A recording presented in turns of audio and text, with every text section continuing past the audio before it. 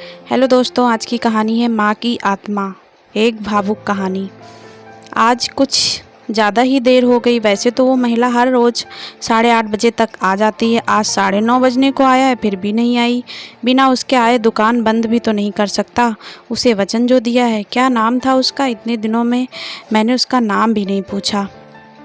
ये सब बातें रमेश के दिमाग में चल रही थी। कुछ दिनों पहले ही तो उसने ये डेयरी शुरू की है।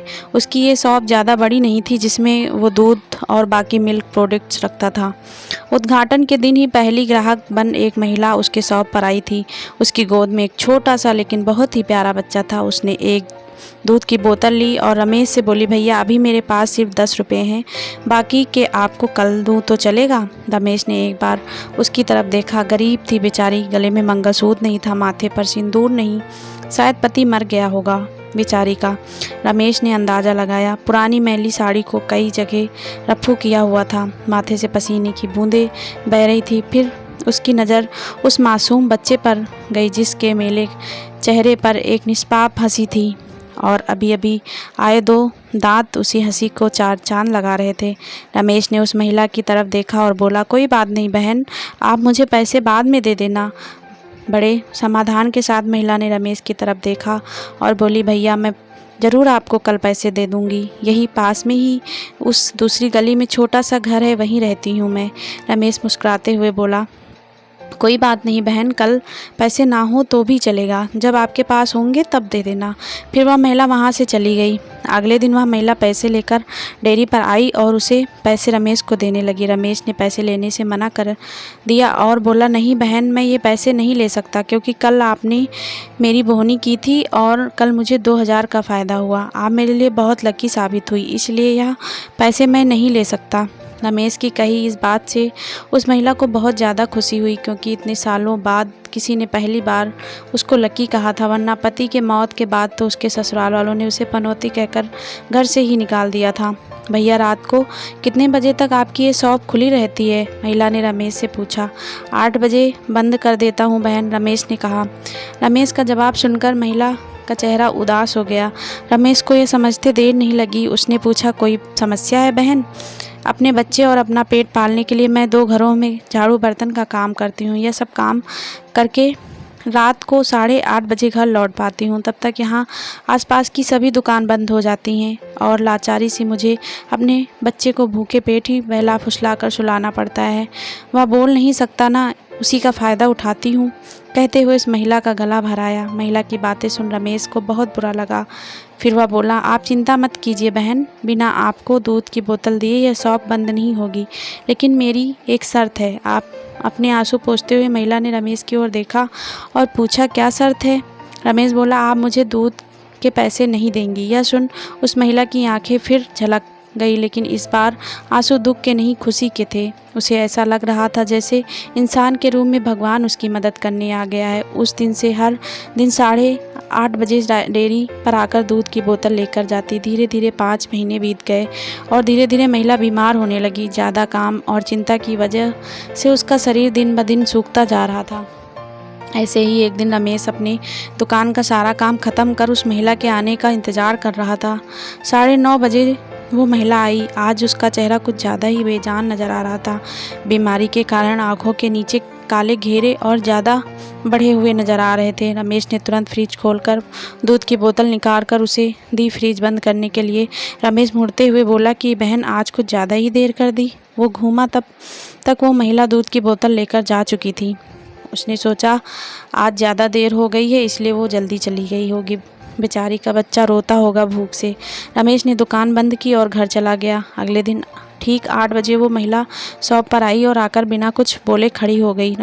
हमेशा की तरह रमेश ने उसे दूध की बोतल दी। कोई चीज़ नीचे गिरी तो उसे उठाने के लिए रमेश नीचे झुका। वो चीज़ें उठाई और सामने देखा तो महिला वहाँ नहीं थी। रमेश को आज पता नहीं क्यों उस महिला में काफ़ी बदलाव नज़र आया।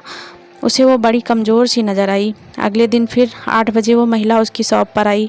आज रमेश ने उसका चेहरा बड़े गौर से देखा। उसका चेहरा सफ़ेद पड़ चुका था, मानो उसके चेहरे का तेज कपका जा चुका हो। उसने सोचा, बेचारी गरीब महिला करे तो भी क्या, ना किसी का सहारा, ना अच्छी आमदनी, ज़रूर पैसों की कमी की वजह से बीमार होते हुए भी दवाई नहीं कराई होगी। रमेश जल्दी से अपनी शॉप बंद कर अपने घर गया। घर जाकर उसने ये सारी बात अपनी पत्नी को बताई।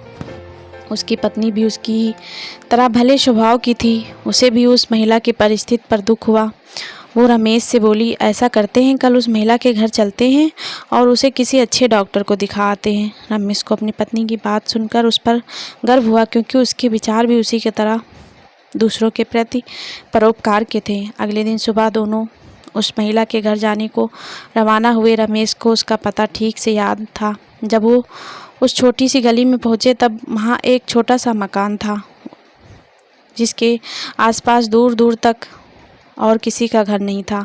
जैसे जैसे वह उस मकान की तरफ बढ़ते जा रहे थे, वहाँ एक बदबू तेज होती जा रही थी। दोनों उस मकान तक पहुँचे और दरवाज़ा खटखटाया ही था कि वो खुल गया और वो बदबू असहनीय रूप से बढ़ गई। फिर भी दोनों अपनी नाक पर कपड़ा रख उस अंधेरे मकान में घुसे, जहाँ बच्चे के खेलने की आवाज़ आ रही थी। रमेश ने किसी तरह स्विच ढूंढकर मकान की लाइट जलाई और सामने जो दृश्य दोनों ने देखा, वो देखकर दोनों की आंखें फटी की फटी रह गईं।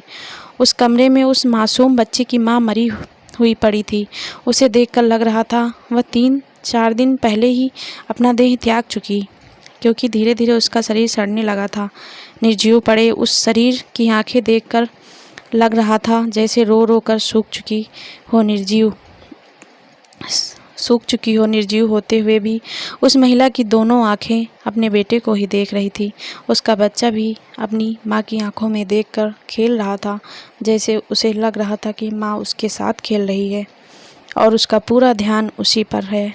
वहीं पास में ही दूध की 3-4 खाली बोतलें पड़ी हुई थी। यह दृश्य देखकर रमेश और उसकी बीवी दोनों अचंभित रह गए। दोनों के रोंगटे खड़े हो गए। रमेश को अभी भी विश्वास नहीं हो रहा था कि एक मरी हुई माँ अपने बच्चे के लिए उसके पास से दूध लेकर जाती थी। रमेश ने और उसकी बीवी ने उस महिला का विधिवत अंतिम संस्कार किया और उस बच्चे को रमेश ने अपनी बीवी के हाथों में रखा। उसने भी उसे बच्चे को बड़े प्यार से लिया और दोनों ने उस बच्चे को गोद ले लिया। रमेश को अपनी पूरी ज़िंदगी यह ध्यान रहा कि उस बच्चे की माँ अभी भी उसके साथ है और उस पर नज़र रखे हुए है। दोस्तों, कैसी लगी आज की कहानी? अगर आप ऐसी ही इमोशनल कहानियाँ अच्छी लगती हैं तो आप हमारे YouTube चैनल को सब्सक्राइब ज़रूर कीजिएगा। Thank you for watching my video. मिलते हैं आप सभी से एक नए दिन एक नई वीडियो के साथ। प्लीज़ फ्रेंड्स, हमारा सपोर्ट कीजिए फ्रेंड्स, हमारे सब्सक्राइबर बढ़ाइए फ्रेंड्स। आप लोगों को इसी तरह के वीडियो बना के मैं डालती रहूँगी आपके लिए फ्रेंड्स। Bye bye friends.